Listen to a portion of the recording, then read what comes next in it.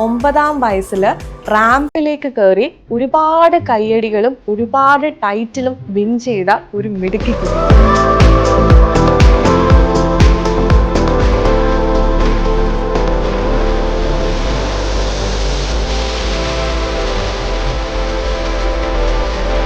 കാരൻ Ernest Rodrigues.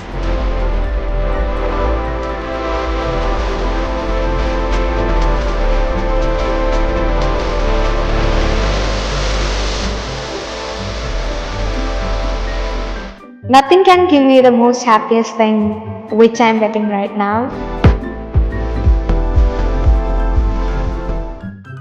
നമസ്കാരം, ഞാൻ സൂര്യ Suji. Fun വിത്ത് സ്റ്റാർസിന്റെ പുതിയ എപ്പിസോഡിലേക്ക് എല്ലാവർക്കും സ്വാഗതം. ഇന്നത്തെ നമ്മുടെ സ്പെഷ്യൽ ഗസ്റ്റ് ഒരു സുന്ദരി കുട്ടിയാണ്. 9ാം വയസ്സിൽ റാമ്പിലേക്ക് കയറി ഒരുപാട് കയ്യടികളും ഒരുപാട് ടൈറ്റിലും വിൻ ചെയ്ത ഒരു മിടുക്കി കുട്ടി, കാരൻ ഏണസ്റ്റ് റോഡ്രിക്സ്. വാക്കിംഗ് ആണ് സാറേ മെയിൻ എന്ന് പറഞ്ഞ പോലെയാണല്ലോ. കറുത്ത ഡ്രസ്സിൽ ഭയങ്കര സുന്ദരിയായിരിക്കുന്നു. എന്താണ് ആദ്യം തന്നെ ഈ ഒരു ബ്യൂട്ടി സീക്രറ്റ് പറയൂ. സ്കിന്നൊക്കെ ഇങ്ങനെ ഗ്ലോ ആയിരിക്കുന്നു. ഞാൻ അങ്ങനെ പ്രത്യേകിച്ചൊന്നും ചെയ്യാറില്ല, നാച്ചുറൽ ബ്യൂട്ടിയാണ്. ജനിച്ചപ്പോ തന്നെ കിട്ടി. മറ്റേ ട്രോളിലൊക്കെ പറയുന്ന പോലെ കാരണന്മാർക്ക് കുറച്ച് ഭംഗിയുണ്ട്, അങ്ങനെയാണോ? ഫ്രണ്ട്സ് ഒക്കെ പറയാറുണ്ടോ സുന്ദരിയാണ്? കമന്റ്സ് ഒക്കെ വരാറുണ്ടോ? പിന്നെ നമ്മളൊന്നാമത് ഈ റാമ്പിലൊക്കെ വാക്ക് ചെയ്യുമ്പോ നമുക്ക് ആരാധകരൊക്കെ ഉണ്ടാവുമല്ലോ, അങ്ങനെ ഉണ്ടോ? ഫാൻ ബോയ്സ്, കേരേട്ടന്മാരൊക്കെ ഉണ്ടോ? കൊറേ പേര് മെസ്സേജ് ഒക്കെ അയക്കാറുണ്ട്. കാരൻ ഏണസ്റ്റ് റോഡ്രിക്സ്. ഞാൻ ഇങ്ങനെ വിചാരിച്ചു ഈ പേര് തെറ്റിപ്പോ. ആരാണ് ഇങ്ങനത്തെ ഒരു വെറൈറ്റി പേരിട്ടത്? പാരന്റ്സ്. ആരെങ്കിലും കളിയാക്കി വിളിക്കോ ക്യാരറ്റ് എന്നൊക്കെ? കൊറേ പേര് വിളിക്കോ. എല്ലാരും പറയാറുണ്ട് ഭയങ്കര പാടുള്ള പേരാ, എങ്ങനെയാ ഞങ്ങൾ വിളിക്കുക? ടീച്ചേഴ്സ് എന്താ വിളിക്കുക? കാരൻ തന്നെ വിളിക്കുക. പക്ഷെ അവരെന്നെ പഠിച്ചെടുക്കാൻ കൊറേ ദിവസം എടുത്തു. ഫ്രണ്ട്സ് ഒക്കെ എന്താ വിളിക്കുക അപ്പൊ? അവര് കാരൻ തന്നെ വിളിക്കാറ്. വേറെ എന്തോ വിളിക്കുന്നൊക്കെ നമ്മൾ കേട്ടല്ലോ, കുഞ്ഞിമോളേന്നോ? വീട്ടില് വിളിക്കുന്ന പേരാ, കുഞ്ഞിന്ന് വിളിക്കാറുണ്ട്. ഇപ്പൊ നമ്മള് കാരനെ നമ്മള് പ്രേക്ഷകർക്ക് വേണ്ടി ഒന്ന് പരിചയപ്പെടുത്തും. എന്താണ്, ആരാണ് കാരൻ? എൻ്റെ പേര് കാരൻ ഏണസ്റ്റ് റോഡ്രിക്സ്. ഞാൻ തൃശ്ശൂരിൽ നിന്നാണ് വരുന്നത്. ഞാൻ 6ാം ക്ലാസ്സിലാണ് പഠിക്കുന്നത്. എനിക്ക് 11 വയസ്സാണ്. ഞാനൊരു മോഡലാണ്. കോൺഫിഡൻസോടെയാണ് മൊത്തം പറയുന്നത്. 11 വയസ്സായി. ഇത്രയും എത്ര ഒരു 14-15ഓളം ടൈറ്റിൽ വിന്നിട്ടുണ്ടാവില്ലേ അല്ലേ ഈ ചെറിയ വയസ്സില്? എങ്ങനെയായിരുന്നു അപ്പൊ ഈ ഒരു മോഡലിംഗിലേക്ക് ആദ്യം കയറിയത്? അത് ആക്ച്വലി കോവിഡ് കഴിഞ്ഞ് വലിയ ലോക്ക്ഡൗൺ ഇല്ല, അതൊക്കെ കഴിഞ്ഞിരിക്കുന്ന ഒരു ടൈമില് ഇങ്ങനെ അപ്പൻ ന്യൂസ് പേപ്പറിൽ ഇങ്ങനെ ഒരു പേജന്റിന്റെ ഒരു ഇത് കണ്ടു. അങ്ങനെ അമ്മേടെ അടുത്ത് പറഞ്ഞു. അപ്പൊ അമ്മ നോർമലി നമ്മൾ വിളിച്ച് ചോദിച്ചു. അങ്ങനെ വിളിച്ച് ചോദിച്ച് ഓഡീഷന് സെലക്ഷൻ ആയി. അങ്ങനെ ഓഡീഷന് പോയി കഴിഞ്ഞ് അവിടെ നിന്ന് എനിക്ക് ഫൈനലിലേക്ക് സെലക്ഷൻ കിട്ടി. പിന്നെ അവിടെ നിന്ന് ഇങ്ങനെ സ്റ്റാർട്ട് ചെയ്തപ്പോ അവിടെ വന്നിട്ടെത്തി. കൊറോണ കാരണം ഒരുപാട് പേര് കുറെ ടാലൻസ് ഒക്കെ മനസ്സിലാക്കാൻ പറ്റിയിട്ടുണ്ടല്ലേ? ശരിക്കും കൊറോണ വന്നത് കൊണ്ടായിരിക്കുമല്ലേ ചിലപ്പോ ആ സമയത്ത് അങ്ങനെയൊക്കെ മനസ്സിലായത്. ഒരു കുറെ സമയം ഒരു ബ്രേക്ക് കിട്ടിയത് കൊണ്ട്. വേറെ എന്തൊക്കെയാണ് ആക്ടിവിറ്റീസ്? ഞാൻ പാട്ട് പാടും. അത് നമുക്ക് വഴിയെ പഠിപ്പിക്കാം. ഞാൻ പാട്ട് പാടും, ഡാൻസ് കളിക്കും, ചെറുതായിട്ട് ആക്ടിങ് ചെയ്യും. മറ്റേ ടിക്ടോക്ക് റീൽസ് അങ്ങനെയൊക്കെ ചെയ്യാറുണ്ടോ? റീൽസ് ചെയ്യാറുണ്ട്. സോഷ്യൽ മീഡിയ സെലിബ്രിറ്റിയാണ്. അപ്പോ എന്താണ് പിന്നെ തൃശ്ശൂർ ആണ് വീട്? തൃശ്ശൂർ സ്ലാങ് ഒന്നും ഇല്ലല്ലോ. തൃശ്ശൂർ സ്ലാങ് അങ്ങനെ കൂടുതലും വരാറില്ല. നമുക്ക് തൃശ്ശൂരിന്ന് വേറൊരു ഇതുപോലെ മുമ്പ് റാമ്പിലൊക്കെ ചെയ്ത് ഒരു സുന്ദരി പട്ടൊക്കെ കിട്ടിയ ഒരു മലയാളി ആക്ട്രസ് ഉണ്ട്. ആരാ? അയ്യോ, തൃശ്ശൂർക്കാരുടെ സ്വന്തം. എൻ്റെ അടുത്ത് അങ്ങനെയൊന്നും ചോദിക്കരുത്, എനിക്ക് അങ്ങനെ അറിഞ്ഞൂടാ. നമ്മുടെ ഗായത്രി ചേച്ചി, പുള്ളിക്കാരി ഇതുപോലെ തൃശ്ശൂർ സ്ലാങ്ങിലൊക്കെ അല്ലേ സംസാരിക്കുക? മോഡലിങ്ങും റാമ്പും ഒക്കെ ചെയ്തല്ലേ? അങ്ങനെ ഈ ഒരു മോഡലിങ്ങിലൂടെ സിനിമയിലേക്ക് കയറാനൊക്കെ താല്പര്യമുണ്ടോ? മൂവി അല്ല, എനിക്ക് ആക്ച്വലി മോഡലിംഗ് തന്നെയാണ് എൻ്റെ അംബിഷൻ. മിസ് വേൾഡ് ആവണമെന്നാണ്. സോ ഫസ്റ്റ് തന്നെ മോഡലിംഗ് ആണ്, പിന്നെയാണ് ആക്ടിങ്. ഇപ്പൊ ആരെങ്കിലും വിളിച്ചിട്ടുണ്ടോ ഇങ്ങനെ ഈ റാംബോക്കൊക്കെ കണ്ട് ഈ സോഷ്യൽ മീഡിയയിലൊക്കെ ഇങ്ങനെ നിറഞ്ഞു നിൽക്കുമ്പോ ഓ സിനിമയിൽ അഭിനയിക്കാൻ വരുമോ എന്നൊക്കെ ചോദിച്ചിട്ട്? കൊറേ വിളിക്കാറുണ്ട്. അത്യാവശ്യം ഉള്ളതിനൊക്കെ പോവാറുണ്ട്. പിന്നെ ഞാൻ ആഡ് ഷൂട്ട് ചെയ്തിട്ടുണ്ട്. പിന്നെ 2-3 മൂവി ഇങ്ങനെ ചെറുതായിട്ട് ചെയ്തിട്ടുണ്ട്. വലിയ റോളില്ല. സിനിമയിൽ ഒരു വലിയൊരു ക്യാരക്ടർ അഭിനയിക്കാനൊക്കെ വിളിച്ചാ പോവോ? പിന്നെന്താ, താല്പര്യമുണ്ട് അപ്പോ? താല്പര്യമുണ്ട്. പക്ഷെ കൂടുതലും മോഡലിങ്ങിനോടാണ് ഇഷ്ടം. ഇപ്പൊ സിനിമയിൽ അഭിനയിക്കുകയാണെങ്കിലേ ആരുടെ കൂടെ അഭിനയിക്കണം എന്നാ താല്പര്യം? ഒന്നെങ്കിൽ ലാലേട്ടൻ അല്ലെങ്കിൽ മമ്മൂട്ടി. ഇപ്പൊ ഷോസിനൊക്കെ പോകുമ്പോ ഏതെങ്കിലും സെലിബ്രിറ്റീസിനൊക്കെ ഇങ്ങനെ നേരിട്ട് കണ്ടിട്ടുണ്ടോ? ഓ, ഇഷ്ടമുള്ള കൊറേ ഉണ്ട്. അങ്ങനെ ഇഷ്ടപ്പെട്ട് കണ്ടൊരു സെലിബ്രിറ്റി ആരാ? ഞാൻ ഹണി റോസിനെ കണ്ടിട്ടുണ്ട്. പിന്നെ അങ്ങനെ അടുത്തു പോയിട്ട് അങ്ങനെ ഞാൻ ഹണി റോസിന് ഇഷ്ടമാണോ? കണ്ടിട്ടില്ല. ഇപ്പൊ ഈ മോഡലിംഗ് ഒക്കെ ചെയ്യുമ്പോ ഒരുപാട് ക്ലാസ്സുകളൊക്കെ മിസ്സാവില്ലേ? ഒരു മാസത്തിൽ അപ്പൊ എത്ര ദിവസങ്ങൾ ഈ ഒരു മോഡലിങ്ങിന് വേണ്ടി മാറ്റി വെക്കേണ്ടി വരും? അയ്യോ, അങ്ങനെയൊന്നും ചോദിച്ചാൽ അറിഞ്ഞൂടാ. ഒരാഴ്ച തന്നെ 2-3 ദിവസമൊക്കെ പോകും. പിന്നെ സ്കൂള് ഭയങ്കര സപ്പോർട്ട്. പഠിപ്പിയാണോ? എന്നെ കണ്ടിട്ട് അങ്ങനെ തോന്നുന്നുണ്ടോ? ചെറുതായിട്ട്. അയ്യോ, ഞാൻ പഠിക്കും. അതുകൊണ്ടായിരിക്കും ടീച്ചേഴ്സിനൊന്നും കുഴപ്പമില്ലാത്ത. ടീച്ചേഴ്സ് ആണെങ്കിലും ഫ്രണ്ട്സ് ആണെങ്കിലും ഭയങ്കര സപ്പോർട്ടാ. School full സപ്പോർട്ടാ. ഇത് ആദ്യത്തെ ഷോ ഓർമ്മയുണ്ടോ? എപ്പോഴായിരുന്നു? നമ്മൾ പറഞ്ഞില്ലേ കൊറോണയ്ക്ക് ശേഷമായിരുന്നു ആദ്യം ഓഡീഷനൊക്കെ പോയി. അതിലപ്പോ സെലക്ട് ചെയ്ത് അതിൽ വിൻ ചെയ്തിട്ടുണ്ടായിരുന്നോ? അതില് അത് എനിക്ക് ഫസ്റ്റത്തെ ഓഡീഷൻ കഴിഞ്ഞിട്ട് വേറൊരു ഓഡീഷന് ഞാൻ പോയി. സെക്കൻഡ് ഓഡീഷൻ ആയിരുന്നു എൻ്റെ ഫസ്റ്റ് ഫൈനലിസ്റ്റ് ആയിട്ട് വന്ന ഫസ്റ്റ് പേജന്റ്. അത് കഴിഞ്ഞായിരുന്നു ഈ ഫസ്റ്റ് വന്ന ഈ പേജന്റ്. ഫസ്റ്റ് കിട്ടിയ ഫൈനലിസ്റ്റ് ആയിട്ട് പോയ ആ ഷോയില് എനിക്ക് ഒന്നും കിട്ടിയിരുന്നില്ല. രണ്ടാമത്തെ പോയതിനാണ് എനിക്ക് ബെസ്റ്റ് എന്തോ സബ് ടൈറ്റിൽ കിട്ടിയത്. പിന്നെ അങ്ങനെ അങ്ങനെ കുറെ കിട്ടി ഇവിടെ എത്തി. ചിരി അടിപൊളിയാന്നൊക്കെ ആരെങ്കിലും പറഞ്ഞിട്ടുണ്ടോ? ഓ, കുറെ പേര് പറഞ്ഞിട്ടുണ്ട്. ഇവിടെ നോക്കുമ്പോഴേ മഡോണ സെബാസ്റ്റ്യൻ ഒക്കെ പോലെ ഉണ്ട്. Thank you. ആരെങ്കിലും ഇങ്ങനെ പറഞ്ഞിട്ടുണ്ടോ ഏതെങ്കിലും സിനിമ നടിനെ പോലെയൊക്കെ ഉണ്ടെന്ന്? ചിരി കണ്ടിട്ട് പറഞ്ഞിട്ടുണ്ട്. കുറെ പേര് പറയാറുണ്ട് ചിരി നല്ലതാണ്. നമ്മൾ തായ്ലാൻഡിലൊക്കെ പോയി എന്നൊക്കെ പറയണ്ടായിരുന്നു. അതെന്തായിരുന്നു? അതിൻ്റെ ഒരു എക്സ്പീരിയൻസ് എങ്ങനെയായിരുന്നു തായ്ലാൻഡിലേക്ക് പോകാനുള്ള ആ ഒരു എൻട്രി എങ്ങനെയായിരുന്നു കിട്ടിയത്? അത് ആക്ച്വലി ഇന്ത്യൻ ഫൈനൽ ഉണ്ടായിരുന്നു. ഇന്ത്യൻ ഫൈനലിൽ 3 പൊസിഷനിൽ ഏതെങ്കിലും ഒരെണ്ണം എത്തിയാലാണ് നമുക്ക് വേൾഡ് ഫൈനലിൽ പോകാൻ പറ്റുള്ളൂ. അപ്പൊ അങ്ങനെ വേൾഡ് ഫൈനൽ കിട്ടി. അങ്ങനെയാണ് അവിടെ എത്തിയത്. അവിടെ എത്തിപ്പെടുന്നതിനേക്കാളും മുന്നേ വലിയൊരു ആക്സിഡന്റ് ഒക്കെ ഉണ്ടായി, മുഖമൊക്കെ പോയി. അത് ആക്ച്വലി അവിടേക്ക് പോവാണ് ഞാൻ വർക്കൗട്ട് ചെയ്യാറുണ്ട്. വർക്കൗട്ട് ചെയ്യും. പിന്നെ അവിടേക്ക് പോവാണ് ടാലന്റ് റൗണ്ട് ചെയ്യും. അപ്പം ഞാൻ സ്കൂളിൽ നിന്ന് വരുമ്പോൾ തന്നെ ഏകദേശം ഒരു 5-5:30 ടൈം ആവും. എത്തിക്കഴിഞ്ഞ് അപ്പം തന്നെ ഫുഡ് കഴിച്ച് വർക്കൗട്ട് ചെയ്യാൻ സ്ഥലത്തേക്ക് പോകും.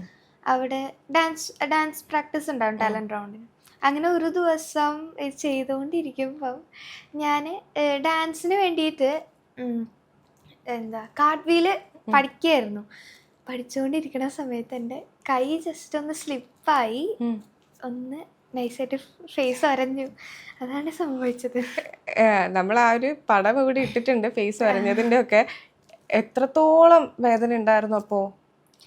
നമുക്ക് ആ ഫോട്ടോ കാണുമ്പോ തന്നെ ഇങ്ങനെ സങ്കടം വന്നുകൊണ്ടിരിക്കുകയാണ്. എനിക്ക് ആക്ച്വലി വേദനയെക്കാട്ടും എനിക്ക് വിഷമായിരുന്നു. അയ്യോ, ഞാൻ എങ്ങനെ അവിടെ പോവും എന്ന് വെച്ചാൽ ഫേസ് ഫുള്ള് പൊട്ടി വന്ന് ഇരിക്കായിരുന്നു. പിന്നെ എനിക്കിപ്പോഴും ആ പാടുണ്ട്, ഇവിടെ ആ പാടുണ്ട്. അപ്പം വേദനയെക്കാട്ടും എങ്ങനെ ഞാൻ അവിടെ പോവും, എങ്ങനെ അത് മാറും എന്നുള്ളൊരു ഇതായിരുന്നു. എന്നിട്ട് എത്ര സമയം എടുത്തു അത് മാറാനൊക്കെ? ആക്ച്വലി അതൊരു 1 മാസം 1.5 മാസം ഒക്കെ എടുത്തിട്ടുണ്ടാവും അത് മാറാൻ. അന്നായിരുന്നു ഏറ്റവും കൂടുതൽ കരഞ്ഞത്? അതെന്ന് വെച്ചാ നമ്മൾ അത്രയും ഇത് സഹിച്ച് പോയി. പക്ഷെ അവിടെ എത്തിപ്പെട്ടു, തായ്ലാൻഡില്. അവിടെ എത്തിപ്പെട്ടു. അപ്പൊ ആ തായ്ലാൻഡിൽ എത്തി ആ ഒരു റാമ്പിലൂടെ നടക്കുമ്പോ എന്തായിരുന്നു ആ ഒരു ഫീൽ? എന്തായിരുന്നു? അയ്യോ, സത്യം പറഞ്ഞാൽ ഭയങ്കര സന്തോഷമായിരുന്നു. വെച്ചാൽ ഇത്രയും ബുദ്ധിമുട്ടൊക്കെ സഹിച്ച് വന്ന് നിൽക്കുമ്പോൾ എനിക്കത് പറയാൻ പറ്റൂല. പറ കേക്കട്ടെ. എന്താ പറയാ, ഭയങ്കര സന്തോഷായിരുന്നു. ഉം. എന്തോ നേടിയെടുത്തൊരു ഇതായിരുന്നു. ഉം.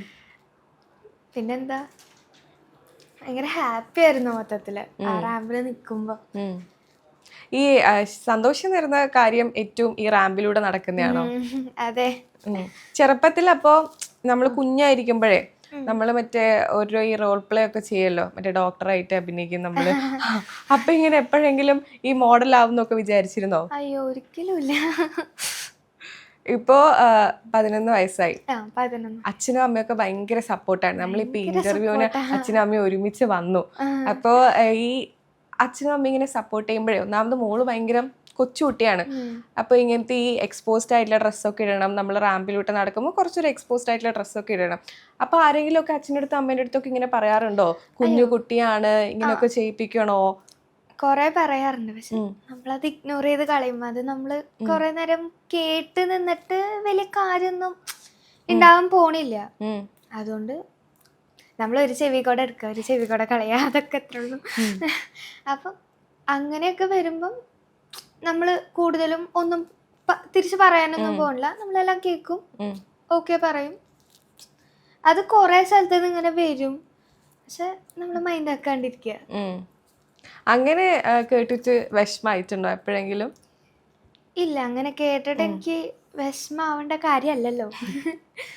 നമ്മൾ അടുത്തുള്ള ഫ്രണ്ട്സോ റിലേറ്റീവ്സോ അങ്ങനെ ആരെങ്കിലും ഒക്കെ അങ്ങനെ പറഞ്ഞിട്ടുണ്ടോ, എന്തിനാണ് ഇപ്പോഴേ കുറച്ച് കഴിഞ്ഞിട്ട് ട്രൈ ചെയ്താൽ പോരെ, അങ്ങനെയൊക്കെ പറഞ്ഞിട്ടുണ്ടോ? അങ്ങനെ അടുത്തുള്ള റിലേറ്റീവ്സ് ഫ്രണ്ട്സ് ഒന്നും അങ്ങനെ പറയാനായിട്ടില്ല. പക്ഷെ ഇങ്ങനെ പുറത്ത് കാണുന്നവര് പറയാറുണ്ട്.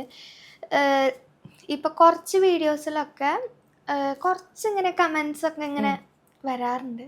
പക്ഷെ നമ്മളതങ്ങനെ മൈൻഡ് ആക്കാറില്ല. എന്ത് കമന്റ്സാ വരാറ്? ഇപ്പൊ തന്നെ എന്തിനാണ് ഇങ്ങനെയൊക്കെ ചെയ്യുന്നത്, പാരന്റ്സിന് എന്താ ഇങ്ങനെ കൊണ്ടുപോയി നടക്കാൻ, കുട്ടിയല്ലേ, അങ്ങനെ കുറെ വരാറുണ്ട്. പക്ഷെ നമ്മള് ഞാൻ ആക്ച്വലി ഇങ്ങനെ കമന്റ്സ് വായിക്കാറുള്ള ഒരാളല്ല. അപ്പൊ ഞാൻ അങ്ങനെ നോക്കാറില്ല, നോക്കിയിട്ടും കാര്യമില്ല, അതാണ്. അപ്പൊ അച്ഛനും അമ്മയൊക്കെ എന്താ പറയാറ് ഇങ്ങനെ ആളുകളൊക്കെ പറയുമ്പോ? അവര് പ്രത്യേകിച്ച് അങ്ങനെയൊന്നും പറയാറില്ല. എന്താന്ന് വെച്ചാ ബാക്കിയുള്ളവര് അവർക്ക് ഇഷ്ടമുള്ളത് പറഞ്ഞു. ഇപ്പൊ ഒരു വീഡിയോ കണ്ടിട്ട് അവർക്ക് എന്തെങ്കിലുമൊക്കെ കമന്റ് ഇടണല്ലോ, അങ്ങനെ അവരിടുന്നു. അല്ലാണ്ട് നമ്മളതിന് വേറെ ഒന്നും ചെയ്യേണ്ട ആവശ്യമില്ലല്ലോ. അപ്പൊ അച്ഛനമ്മ എങ്ങനെ ഒന്നും പറയാറൊന്നുമില്ല. അച്ഛനും അമ്മയും മോട്ടിവേറ്റ് ചെയ്യാറുണ്ടോ ഭയങ്കരമായിട്ട്? ഭയങ്കര മോട്ടിവേഷനാ, ഭയങ്കര സപ്പോർട്ടാ. എന്താ ഏറ്റവും കൂടുതൽ പറയുന്ന ഒരു മോട്ടിവേഷണൽ ഡയലോഗ് എന്താ? മോട്ടിവേഷണൽ ഡയലോഗ് എന്താ, ഹാർഡ് വർക്ക് ചെയ്യുക, അതൊക്കെയാണ് കൂടുതലും പറയാറ്. ഹാർഡ് വർക്ക് ചെയ്യുക, പിന്നെന്താ ഭയങ്കര എവിടെ പെർഫോം ചെയ്താലും ഭയങ്കര കോൺഫിഡൻസോടെ പെർഫോം ചെയ്യുക, എന്ത് വന്നാലും കുഴപ്പമില്ല, ധൈര്യമായിട്ടിരിക്കുക. അപ്പൊ ധൈര്യം തരാൻ അച്ഛനും അമ്മയും ഉണ്ട്. എവിടെ നിന്ന് കിട്ടി 11 വയസ്സിലൊക്കെ ഇത്രയും കോൺഫിഡൻസ്? അയ്യോ, അങ്ങനെ ചോദിച്ചാൽ പാരന്റ്സ് ആണ്. പാരന്റ്സിൻ്റെ നിന്ന് കിട്ടിയ അവരുടെ മോട്ടിവേഷൻ, പിന്നെ എന്റെയും കൂടി. അനിയനാണോ ഉള്ളത് അപ്പോ? അനിയനാണ്. അനിയനും കലാപരമായിട്ടുള്ള ആളാണ്? അവൻ കൂടുതലും ആക്ടിങ് ആണ്, മോഡലിംഗ് ചെയ്യുന്നുണ്ട്. അവൻ ഒരു ഭാവനയുടെ കൂടെ ഒരു ആഡ് ഷൂട്ട് ചെയ്തിട്ടുണ്ടായിരുന്നു. ഈ നമ്മൾ കേട്ടു കേരളത്തില് ഷോസ് ഒന്നും ചെയ്യില്ല എന്നൊക്കെ പറയുണ്ടായി, അതെന്താ അങ്ങനെ? കേരളത്തില് ഞാനിപ്പോ കുറെ പേജൻസ് ചെയ്തിട്ടുണ്ട്. കേരളത്തില് നമ്മൾ ഒരുമാതിരി എല്ലാത്തിലും എന്റെ ടൈറ്റിൽ വിന്നറാണ്. പിന്നെ ചെയ്യില്ല എന്ന് പറഞ്ഞ കാര്യം, കുറെ പേര് നമ്മുടെ അടുത്ത് കുറെ പേര് വന്ന് പറയും, ഓ കൺഗ്രാറ്റ്സ്, നല്ലതാണ്, ഇനിയും തുടരും എന്നൊക്കെ വന്ന് പറഞ്ഞിട്ട് വേറെ ആൾക്കാരുടെ അടുത്ത് പോയിട്ട് അയ്യോ ഇവർക്കൊന്നും നിർത്തിക്കൂടെ, ഇത്രയും ആയില്ലേ, ഇത്രയും ടൈറ്റിൽസ് ഒന്നും പോരെ എന്ന് പറഞ്ഞ കുറെ പേരുണ്ട്. പിന്നെ കുറെ പേജന്റ് നമുക്ക് ടൈറ്റിൽ ആവേണ്ട കുറച്ച് സിറ്റുവേഷൻസില് വേറെ ആൾക്കാർക്ക് എടുത്ത് കൊടുക്കുമ്പം അത് ശരിയല്ലല്ലോ. പിന്നെ അതെന്താ അങ്ങനത്തെ സിറ്റുവേഷൻ? എന്താ അത് കുറെ ഉണ്ടായിട്ടുണ്ട്. ഒരു പേജന്റില് നമ്മൾ മാർക്ക് ലിസ്റ്റ് കണ്ടതാണ്. മാർക്ക് ലിസ്റ്റ് കണ്ടിട്ട് ഞാനാണ് അവിടെ ടൈറ്റിൽ വിന്നർ, ഞാനവിടെ ഫസ്റ്റ് റണ്ണർ, ഞാനാണ് ടൈറ്റിൽ വിന്നർ. പക്ഷെ ടൈറ്റിൽ വിന്നർ കിട്ടിയ കുട്ടി കുട്ടീനെക്കാട്ടും എനിക്ക് തോന്നുന്നു 19, 20, 14 എത്രയോ മാർക്ക് കൂടുതലാണ് എനിക്ക്. അപ്പൊ അങ്ങനെ കുറെ സിറ്റുവേഷൻസ് ഉണ്ടായിട്ടുണ്ട്. ഈ അപ്പൊ പറയുന്നതെന്ന് വെച്ചിട്ടുണ്ടെങ്കിൽ ഈ മറ്റേ പൈസ കൊടുത്തോ അങ്ങനെ എന്തെങ്കിലും ഒക്കെ ഇങ്ങനെ ടൈറ്റിൽ വിന്നേഴ്സ് ആവുന്നവരുണ്ടെന്നാണോ? ആവുന്നവരുണ്ട്, കുറെ പേരുണ്ട്. അപ്പൊ വിഷമം തോന്നാറുണ്ടോ?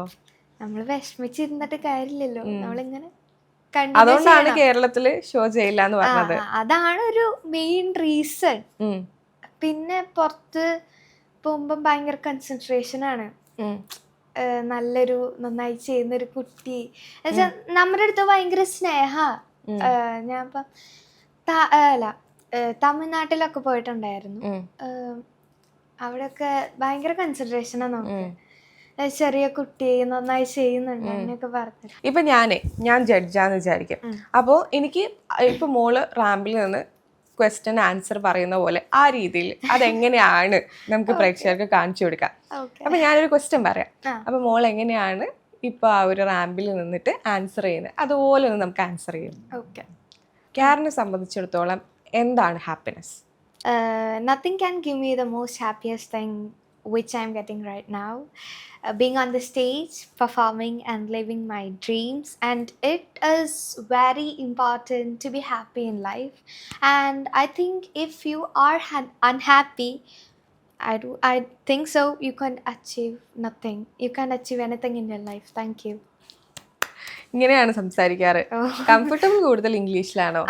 അപ്പൊ നമ്മളെ ഈ മലയാളം ഷോസിന് പോയാലേ അപ്പൊ മലയാളത്തിലായിരിക്കില്ലേ ഈ ക്വസ്റ്റ്യൻ ആൻസേഴ്സ്? മലയാളം ഷോസിന് കേരളത്തിലുള്ള ഷോസിന് പോയാലും നമുക്ക് ഏതാണോ കംഫർട്ട് ആ ലാംഗ്വേജ് യൂസ് ചെയ്യാം. എന്താണ് ഒരു മെസ്സേജ് നമ്മളെ ആളുകളുടെ അടുത്ത് പറയാനുള്ളത്, അല്ലെങ്കിൽ ഒരു പെൺകുട്ടികളോട് പറയാനുള്ളത്? ഈ ഒരു പാഷൻ മുന്നോട്ട് കൊണ്ടുവരണം, ആ രീതിയിലൊക്കെയുള്ള കുട്ടികളുണ്ടാവില്ലേ, അല്ലെങ്കിൽ ഇങ്ങനെ മോഡലിംഗ് ചെയ്യണം എന്നൊക്കെ വിചാരിക്കും, പക്ഷെ അത്ര സപ്പോർട്ട് ഒന്നും കിട്ടിയിട്ടുണ്ടാവില്ല. അപ്പം അവരോടൊക്കെ എന്താ പറയാനുള്ളത്? എനിക്ക് പറയാനുള്ളത്, ഒരിക്കലും മറ്റുള്ളവരുടെ പാഷനിൽ നമ്മൾ എന്ന് വെച്ചാൽ മറ്റുള്ളവരുടെ പാഷൻ ആഗ്രഹിച്ച് നമ്മൾ ഒരിക്കലും മുന്നോട്ട് പോകാൻ പാടില്ല. എന്ന് വെച്ചാൽ ഇപ്പം വേറൊരാൾക്കാർ പറഞ്ഞു ഇന്നതായാൽ മതി, പക്ഷെ നമുക്കത് വേറൊരാൾ പറഞ്ഞ് നമ്മളത് ചെയ്യുമ്പം നമുക്കത് അത്രയും നമുക്കൊരു കോൺഫിഡൻസ് കിട്ടില്ല. അയ്യോ നമുക്കത് ചെയ്യാൻ പറ്റുമോ, അല്ലെങ്കിൽ അത് നമ്മൾ പഠിക്കുന്നത് തന്നെ ഭയങ്കര സ്ട്രഗിൾ ചെയ്തിട്ടായിരിക്കും. സോ എനിക്ക് പറയാനുള്ളത്, എന്താണോ നിങ്ങളുടെ പാഷൻ ആ പാഷനിൽ ഫോളോ ചെയ്യുക, പിന്നെ ഹാർഡ് വർക്ക് ചെയ്യുക, പിന്നെ ഇവിടെ പോയാലും ഭയങ്കര കോൺഫിഡൻ്റ് ആയിരിക്കുക. ഈ അച്ഛനോടും അമ്മയോടൊക്കെ സംസാരിച്ചപ്പോഴേ ഈ ഡ്രസ്സിനും ഇതിനും ഈ ഒരു നമ്മളെ ഈ തായ്ലാൻഡിൽ പോയ ആ ഒരു സംഭവത്തിനൊക്കെ ഏകദേശം ഒരു 20 ലക്ഷത്തോളം രൂപ ചിലവായി എന്നൊക്കെയാണ് പറഞ്ഞത്. അപ്പോൾ ഇത്രയും പൈസ മുടക്കിയാണ് ഈ ഒരു റാമ്പിലൊക്കെ കയറുന്നത്. എന്നിട്ടും ആൾക്കാർ കിടന്ന് ഇങ്ങനെ കുറ്റം പറയാണ്. പക്ഷെ ഇത്രത്തോളം പൈസ ചിലവുണ്ടോ ശരിക്കും നമ്മൾ ഈ ഒരു മോഡലിങ്ങിനൊക്കെ? ഇതറിയാത്ത ആളുകളുണ്ടാവും കേട്ടോ, അവർക്ക് വേണ്ടിയിട്ടാ. ആക്ച്വലി നമ്മൾ ഒരു ഇൻ്റർനാഷണൽ പേജൻ്റ് ആണെങ്കിൽ നമ്മൾ കോസ്റ്റ്യൂമിന് തന്നെയാവും 1 ലക്ഷം. ബിക്കോസ് നമ്മൾ നമ്മുടെ ഇന്ത്യനെ റെപ്രസെൻ്റ് ചെയ്തിട്ടാണല്ലോ പോകുന്നത്. അപ്പോൾ നമ്മുടെ ഇന്ത്യയുടെ കൾച്ചർ വെച്ചിട്ട് വേണം നമ്മളൊരു നാഷണൽ കോസ്റ്റ്യൂം ചെയ്യാനായിട്ട്. അപ്പോൾ അതിന് തന്നെ അത്യാവശ്യം പൈസയാവും. പിന്നെ അതല്ലാണ്ട് നമുക്ക് ഗൗൺ ഉണ്ടാവും, അതല്ലാണ്ട് കുറേ നമുക്കിങ്ങനെ റൗണ്ട്സുകൾ ഉണ്ടാവും, ടാലൻറ്റ് റൗണ്ട്, അങ്ങനെ കുറേ ഉണ്ടാവും. സോ ഇതിനൊക്കെ ഡ്രസ്സിന് തന്നെ ആക്ച്വലി ഒരു റേറ്റ് ആവും. പിന്നെ നമ്മൾ അവിടെ പോയിട്ട് വരുന്ന സ്റ്റേ, ആ കാര്യങ്ങളൊക്കെ നമുക്ക് അതിനും അത്യാവശ്യമാവും. എന്ന് വെച്ചാൽ അത് ഓരോരുത്തരെയും ഡിപ്പെൻഡ് ചെയ്തിട്ടായിരിക്കും. എന്ന് വെച്ചാൽ ഓരോ ഫാമിലി വെച്ച് പോകുന്ന അങ്ങനെ ഡിപ്പെൻഡ് ചെയ്തിട്ടായിരിക്കും. പിന്നെ ട്രാവലിങ്ങിന് എക്സ്പെൻസ്, ഇതൊക്കെ കൂടിയാണ് ഇത്രയും. പിന്നെ ഞങ്ങളുടെ ഫാമിലിയിൽ നിന്ന് 4 പേരാണ് ടോട്ടലി പോയത്. സോ അപ്പോൾ അത്രയായി ടോട്ടലി കൂട്ടി നോക്കിയപ്പോ. ശരിക്കും ഇപ്പൊ നോർമലി ഉള്ള ഇത് തായ്ലാൻഡ് ഷോന്റെയാണ് നമ്മൾ 20 ലക്ഷം പറഞ്ഞത്. ഇപ്പൊ നോർമലി ഇപ്പൊ കേരളത്തിലൊക്കെ ചെയ്യുന്ന ഷോനെ അപ്പൊ അത് എത്രത്തോളം പൈസ ഉണ്ടാവാറുണ്ട്? ആക്ച്വലി നമുക്ക് ഇതല്ലാണ്ട് രജിസ്ട്രേഷൻ ഫീസ് എന്ന് പറഞ്ഞ ഒരു ഫീയും കൂടി ഉണ്ട്. രജിസ്ട്രേഷൻ ഫീ പ്ലസ് ഡ്രസ്സ്, പിന്നെ തൃശ്ശൂർ അല്ലാണ്ട് വേറെ സ്ഥലത്ത് പോകുമ്പം പ്ലസ് നമ്മുടെ ട്രാവൽ ചാർജ് പ്ലസ് നമ്മുടെ റൂംസ്, ഇതെല്ലാം കൂടി ഒരു 20,000 30,000 50 അങ്ങനെ ഒരു റേറ്റ് ഒക്കെ നല്ല പൈസ ചെലവുള്ള പണിയല്ലേ ഈ അതായത് ഈ ഫേക്ക് ആയിട്ടുള്ള ഇതുപോലത്തെ മോഡലിംഗ് പരിപാടി അങ്ങനെ ആരെങ്കിലും പറഞ്ഞ് പറ്റിക്കുകയോ അങ്ങനത്തെ എന്തെങ്കിലും ഉണ്ടായിട്ടുണ്ടോ? ഈ രജിസ്ട്രേഷൻ ഫീസ് പറ്റിക്കുക അങ്ങനത്തെ എന്തെങ്കിലും ഉണ്ടായിട്ടുണ്ടോ? അങ്ങനത്തെ എൻ്റെ ഒരു ഇതില് അങ്ങനെ ഉണ്ടായിട്ടില്ല എന്നാണ്. ഈ പൈസ കൊടുത്ത് ഈ അവാർഡുകളൊക്കെ വാങ്ങുന്ന ആൾക്കാരോട് എന്താ പറയാനുള്ളത്? നമ്മൾ ഈ ഹാർഡ് വർക്ക് ചെയ്തിട്ട് വന്ന ആളാണല്ലോ, അപ്പൊ വേറെ സൈഡിൽ കൂടെ പൈസ കൊടുത്ത് വാങ്ങണവർക്ക് എനിക്കൊരു കാര്യം പറയാനുള്ളൂ. എന്നുവെച്ചാ നിങ്ങളുടെ സൈഡ് അല്ലാണ്ട് ഈ ഹാർഡ് വർക്ക് ചെയ്ത് പോകുന്ന കുറേ പേരെ ഫ്യൂച്ചറാണ് നഷ്ടപ്പെടുന്നത്. സോ അങ്ങനെ ചെയ്യാണ്ടിരിക്കാൻ പരമാവധി. ഇനി എന്താണ് നമ്മളെ പ്രേക്ഷകരോട് പറയാനുള്ളത്? സപ്പോർട്ട് ചെയ്യണം, കാണണം. അതെ, സപ്പോർട്ട് ചെയ്യാക്ക. പക്ഷെ കേരളത്തിൽ ഷോ ചെയ്യില്ല എന്നൊന്നും അങ്ങനെ പറയണ്ട കേട്ടോ.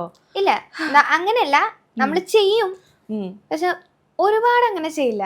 അങ്ങനെ ചെയ്യും. എന്താണ് അപ്പോ പറയാനുള്ളത് എല്ലാരോടും കൂടിയായിട്ട്? ഇതുവരെ എന്താ സപ്പോർട്ട് ചെയ്ത് കൂടെ വന്ന എല്ലാവർക്കും താങ്ക് യു.